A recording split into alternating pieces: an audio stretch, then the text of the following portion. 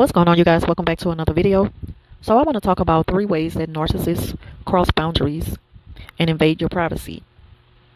Now, one thing's for sure is that we all can agree on when it comes to setting boundaries with a narcissist that they're going to give you a very bad reaction. And the reason being is because it's like you're setting rules for them that they clearly have a hard time following.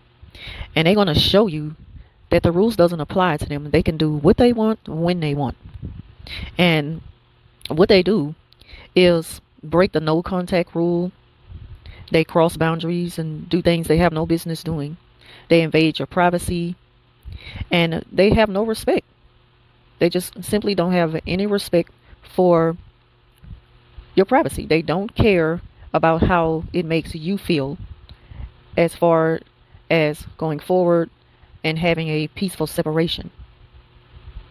Now, one of the ways that they will cross boundaries is through harassment. And say, for instance, you have broken off a relationship with a narcissist and you went no contact. What they do is they kind of like stalk you. They're still checking in on you. And they do this in a way where they want you to know that they're doing it. They want you to know that you don't make the rules and they do as they please. But you'll never look at it that way. You're going to always look at it as they are clearly stalking me. And another thing they do is go through your personal belongings. Now, this is once you set other type of boundaries that you put in place, due to not being able to move away from them right away. But you're kind of in the process of doing it. They search through your personal belongings. They're always searching through your belongings. They will even open your mail and pretend like they made a mistake. They just wasn't paying attention to the name on the envelope. That's how they cross boundaries. They do that in a sneaky way where they act like they are not aware of what they're doing. But trust me, they know what they're doing. And the third one is just downright like invading your privacy to the point where they show up to places where they know you're going to be. And if you weren't there, they won't even have any interest in being there. That's another way that they cross boundaries and invade your privacy. Every time you look around, you notice them somewhere near you. And what it does to you mentally is you may be looking over your shoulder a lot and just thinking that you've just seen them, or you have a feeling that they're somewhere around and they're going to pop up any minute. That's what it does to you mentally when narcissists cross boundaries and constantly invade your privacy. Of course, they harass you with harassing phone calls, being anonymous, like calling from blocked numbers. They harass you by sending you dozens of extra long text messages, which, you should always keep any document of the narcissist's conversations with you, or just any messages that they're sending you, and don't even reply to them. Just keep them. Because one thing's for sure is that if they try to lie and make up fake messages, which they can do that and they will do that, at least you'll have yours on the end as proof of what really took place in the conversation. And you can always go through your phone company, the phone carrier who you deal with, to pull up text messages, the transcript between, any text between you and the narcissist as proof should it ever come to that. Now, what you should do if you're constantly harassed by a narcissist who keeps crossing the boundaries and invading your privacy, when it comes to the point where it's just overwhelming and it's only getting worse, you should go to the police and let them know what you've been dealing with and just take it from there, and they'll just let you know what to do with the situation.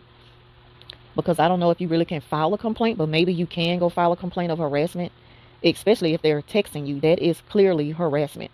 Now, if they're not texting you, but you're constantly seeing them throughout the day, passing by your house or your job or school or whatever, or your family member's house or your friend's house, or just passing by places where they know you're most familiar with being, they know you're going to be there. So they're going to make it known, that they see you, and you're not going to get rid of them that easy. If you have to deal with something like that from a narcissist, if you've been dealing with it, it's best that you go ahead and go to the police and let the police know about all of that. Because it's never good to confront a narcissist and try to take the law into your own hands by going toe to toe with them, because it's going to only get worse. The narcissist never fights fair. The arguments will turn into word salad. And of course, y'all know what word salad is. It's when a narcissist, when you're mentioning one thing that you have an issue with them, and you want them to stick, to that main discussion, they go off into talking about other things that is totally irrelevant to the conversation. That's why you cannot have a civil conversation with a narcissist like you would a normal person, because you're not dealing with a normal person. These people, they don't understand that the way they think is not normal. Your behavior is not normal. It's obsessive behavior. You're doing something over and over again, and it has insanity written all over it. You really look like a crazy person. And it's just not safe to let the narcissist know that it's just, straight up how you feel about them, because, it's going to turn into an argument. You're just going to find yourself frustrated with the little back and forth with them. So it's best to just continue to do the gray rock if you absolutely have to speak with the narc. But if you don't have to talk to the narcissist and they're still reaching out to you, trying to contact you in different ways, just keep it documented. Like, don't delete the text message. Just keep it in case you ever have to show it to the police. Because again, the more you ignore them, the worse they're going to get, because their main goal is to get a reaction out of you.